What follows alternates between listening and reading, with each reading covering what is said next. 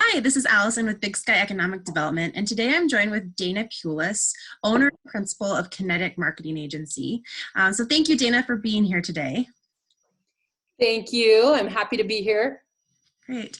And today we're going to cover how to re-engage your customers. So we realize that with the COVID-19 disruption, there's a lot of changes in how people engage as consumers, and Dana is really extremely knowledgeable in how to communicate and be strategic in how you move your business forward. So let's start first, Dana, with defining the problem. So how have customers disengaged? How have they stepped away from working with businesses right now? So there's actually two or three major shifts that have happened. One is that they have completely disengaged and turned their backs on spending, whether it's because people couldn't get out or whether it was because they were concerned about where the economy is going. So there was a detachment from spending that has happened. The entire second way that's going on is the entire consumer customer journey and their spending behaviors have been turned upside down. And I can talk about that a little bit, but we have absolutely shifted and changed how we spend money and the journey to choosing how to get there. And then the last way that people are changing is that they have engaged in some first behaviors that have never happened before that are expected to stick.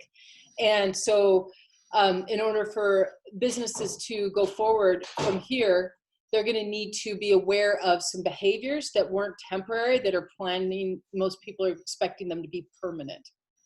Great. Thanks. That helps with giving context. So I know you work with clients of all different sizes of businesses, from really small up to huge corporate clients. So what has kind of been your advice out of the gate on starting that conversation with a customer and how to re-engage them? Well, I think one of the first things that's important, Allison, is that people understand what has happened. And like you said, you asked that question, what has happened? Let me give you a couple of things that I've been talking to people about. There's some new segments of behaviors that are showing up. And so people need to understand. I think that everything that I've read says that if we think that everything's going to go back to the way it was, then we're probably going to be disappointed or find that it's not. And so one of those things is that there's some new segments of consumer behavior that people do need to understand. Those segments are really revolve around people saving and stockpiling their money, or people cutting very deep into their spending. Some people are staying calm and just carrying on, and then others are hibernating in their house and spending more. But what we're expected to see is that people will move to 5 new segments. The first one is that there will be people who will remain frugal. The second segment is that they will be cautiously extravagant in their spending. The third segment is that they're expecting people to come back with a bang. The fourth segment would be people just going back to normal. And the fifth segment would be people who keep cutting. So, you could say, well, isn't that how everything has been before? Probably, but I think here's the thing that people need to understand when they look at re-engaging. You have to assume some things are going to happen. Some of those behaviors that we've seen some firsts. The amount of people who are the first time that they've ever shopped online is like 30% of the people shopping online are firsts. They haven't shopped online before. And for a lot of us, like maybe you and me, that's almost impossible to think about. Is like, what do you mean somebody has not shopped online before? But as of now, over the last 6 weeks, 30% of the online shopping that's been happening has been happening by people who have never shopped online before. They expect that we're going to see that continue on. And so some of these behaviors around shopping, around pausing or delaying spending, around buying online, many of these changes will become permanent. So here's a few things that I've been telling people they need to understand. The first one is that as we go back into the economy, you have to assume that people's mindsets have shifted. One of the things that you cannot depend upon necessarily is the loyalty of the customers before, and what you would expect in loyal customers. As much as we would like to, because everything has been turned upside down so much, people are really reassessing how they spend money, if they spend money. So now you have to assume that you're a commodity, and that means that you've got to go at your business a little bit different. You can potentially make your brand come out of this stronger than it went in, but there's a few things that need to happen. And one of them is that you need to increase your communication. We've got a lot of businesses were completely offline for several weeks. And so out of mind equals a hard time getting back into people's minds.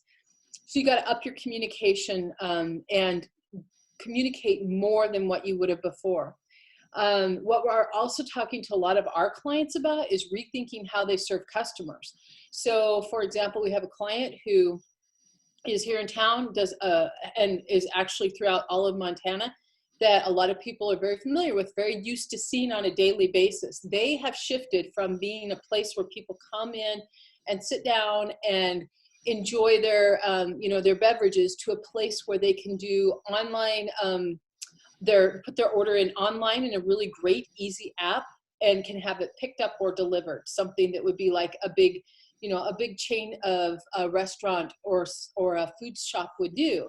And so you need to rethink how you're going to serve your customers, because these habits are of how we're doing things, and the caution around it, even if people do eventually go back to normal, just the caution that we're seeing may cause people to take a lot of pause before they re-engage. So if you were used to having people come into your store, your shop, or your restaurant, they may not do that, at least for a while. So how are you going to stay open? How are you going to stay alive if they're not doing that? So that's rethinking how you serve them. And that also includes stepping up and doing things that you normally wouldn't do. Customers are going to notice these things, and those actions won't go unnoticed. So primarily changing how you communicate, rethinking how you serve your customers, and the third one is take actions that you didn't do before. I can get very specific about some of those ways that I think that you need to look at serving your customers and communicating, but those are the three things that we're recommending people really look at if we could kind of put them into buckets. Great. So let's start with that communication piece, because I know that's huge. And you've seen brands, national brands that have done that really well, even with, in your own personal email boxes, seeing that constant communication, even in comparison of like United versus Delta for me, like the mail I've received, the messaging, the approach. So how are you encouraging people to talk to their customers? And how is this different than how they would have been previously communicating? Great question, Allison. Okay, so how you communicate. We'll start first with the messaging. Tone and tenor right now needs to be thought through more than it was before. And what I mean by that is we have a society that has gone through trauma, and a lot of people are scared, and they're still scared. And so we have to not be tone deaf to that. So if we come out with, guns blazing and just like sell, there's a really good chance that we will appear to be tone deaf, and we will not have a message that resonates. So you need to stay in tune with where people are at in their mood, because it has changed a lot. Their moods have changed over the last few weeks. While I think that they've stabilized, we will still see some changes in moods. So pay attention and make sure that you are staying in line with the tone and tenor of where people are at, and changing that message. And then as far as what needs to happen with the message, you're going to need to use all of the channels that you've got. So email, social, digital advertising. If you haven't done that before, now is a really, really good time to look at doing that, because we have a great inventory and lower prices in digital advertising than we've seen before.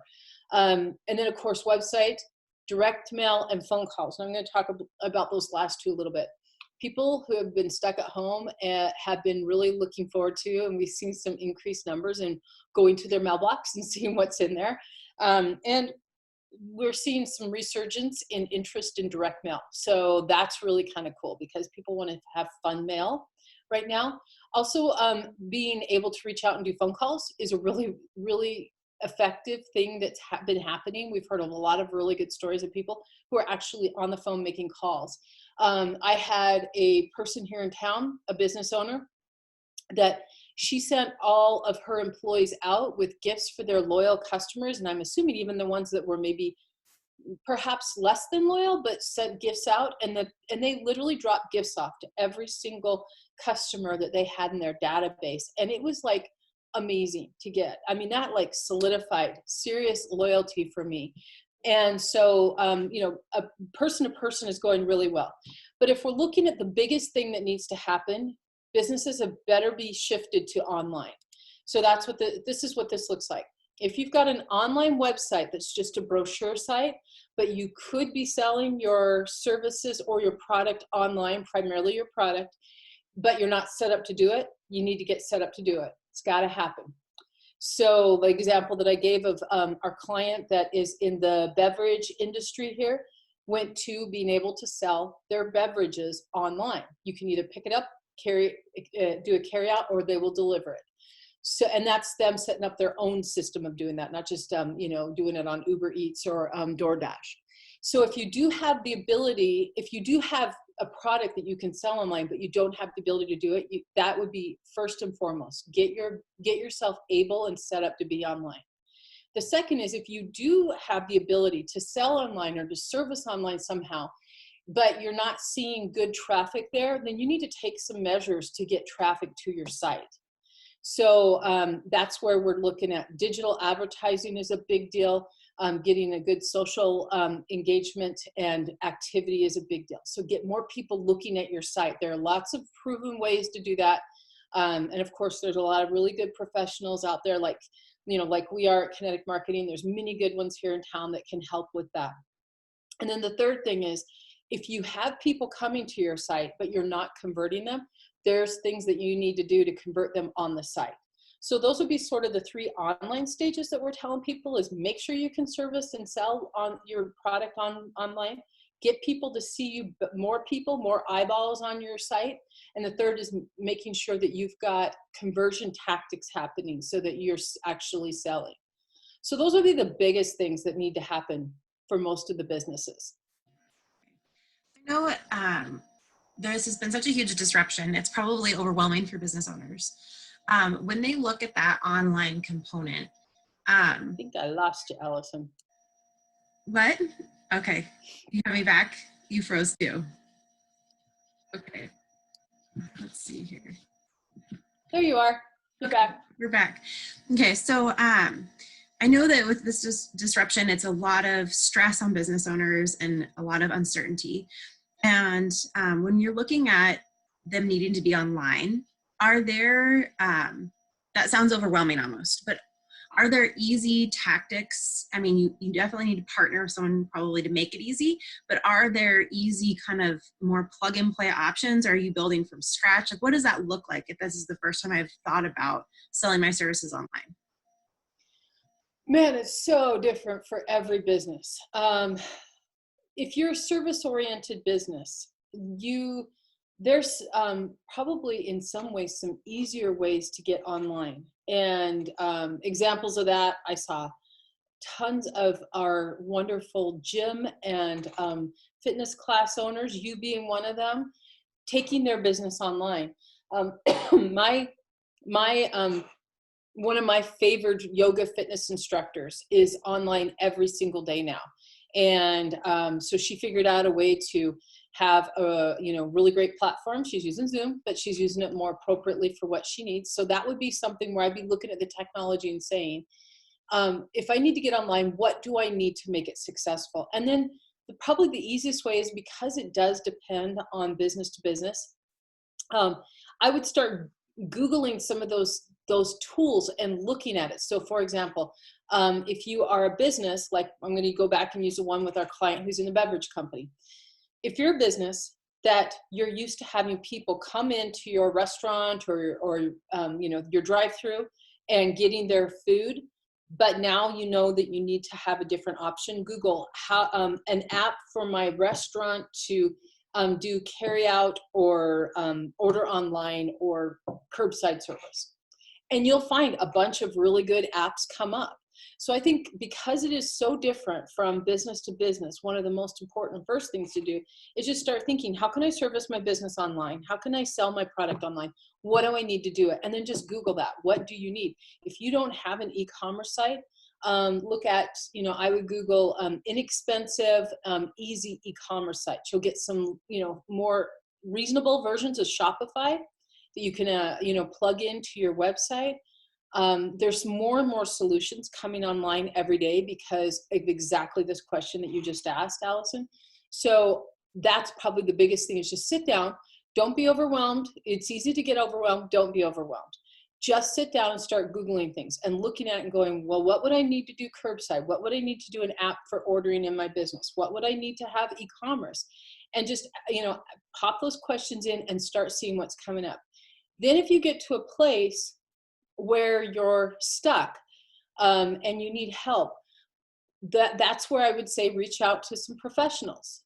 There's clients, or there's companies like us. Kinetic has, we have great people who know how to navigate that. But there's lots of great companies here in town that do similar type services. So somebody there can help you.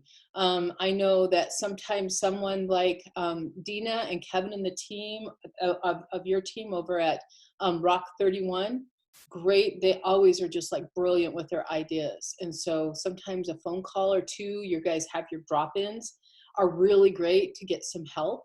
I think that I would reach out to people here locally. But the thing that's most important, Allison, is moving quickly. Don't ride this out. What can you do right now? Because give it just a little bit of effort and a little bit of time. You'll start to formulate a plan and start figuring things out. Yeah, it's interesting. I was reading today, and one group was suggesting that this type of closure might happen again in late fall, just the way things will go with COVID-19. And I think that's really interesting to have on all of our, on our radar, to think about how I deal with this time. There might be another time where this kind of interruption has to happen again. So are there any... Actually, Allison, I would say to that, I'm planning that that's going to happen. I would rather plan and be prepared and not be caught flat-footed. And so in my mind, from a planning standpoint, I'm actually planning that this is going to happen again. Absolutely. So are there any, from, you talked about that tone and how you talk to people. Are there any, I know that you guys have your clients locally, but have there been any national messaging that you could point to, that you could say, you know what, that knocked it out of the park? Like if you're thinking through tone, this is what you need to be looking at. Is there anyone that has been a really great example of that for you? Yeah, I think there's been a couple. Nationwide did a really good campaign. I'll give you two great examples and two kind of rotten examples, and I won't tell you the names of the rotten ones. Nationwide did a really good campaign where they had the current self tell future self what to remember about this time if they looked at it like 6 months from now. So very similar to what you would do if you were to write yourself a letter in the future. And it was really cool because this was done early on in this whole thing, and it helped to put a positive spin on this entire situation at a time when nobody really knew what the positive spin could be, because it was so fairly fresh and new. And so that's pretty bold to do that when nobody really knows what's going on yet and everybody's still scared. Is that they actually leapt ahead and said, there's something good in this, there's some silver lining. And so they leapt ahead, and they put out a great, hey, future self, I want you to remember these things because one day this is going to be in your rearview mirror. That was cool. I love that. And the reason why that messaging worked is because it gave people, it was very bold, but it gave people a sense of security at a time when it first happened. It was literally within the first 2 to 3 weeks when everything started happening, back in kind of like the middle of March, that they did this. And it was at a time when I don't think that there was much security or feeling of safety. And yet they were projecting a message that someday this will end, and it's okay. We'll look back and there's some good things we're going to learn. So that was an example of tone and tenor, recognizing that there's going to be places where people, if you look at the messaging, there's going to be places where people if you get a really good feel for it, you can understand where people are or where they might be going over the next few weeks and be empathetic to that. That's exactly what I want people to pay attention to. I had another example about the same time. It came out, and it was one of the major vehicle companies.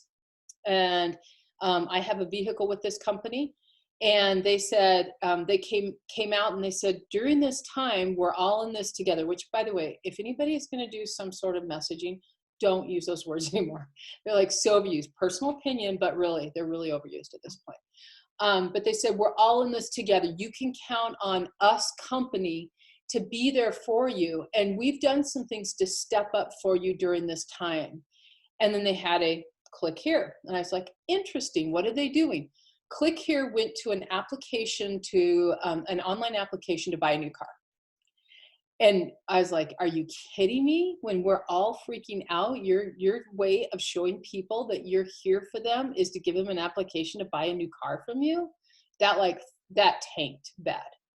So I think those are two great examples of really looking at being empathetic. That's the key term. Be empathetic where people are at. Doesn't mean you need to sit there and grovel with them, but just recognize that your ability to understand where people are at and match it just a little bit can go a very, very long way. That makes sense. All right. So I know that there's a lot of other elements that people can try and tackle in this re-engagement, but what would be a couple other key tips that you would say businesses should enact today to really engage with their customers that they could, implement right away? Couple key tips that they can implement right away. Well, first and foremost, even if you don't feel comfortable with being on social media, you can be on social media. And you can be talking to people about where they're at. So a couple of tips would be get onto social media and start showing up for your customers and letting them know that you're there. If you're even if it's some behind the scenes thing, like here we are, we're getting ready to open up, and this is us taking some extra sanitizing measures, and just do some content. Take more pictures than you normally would, or do a little bit more video than you normally would.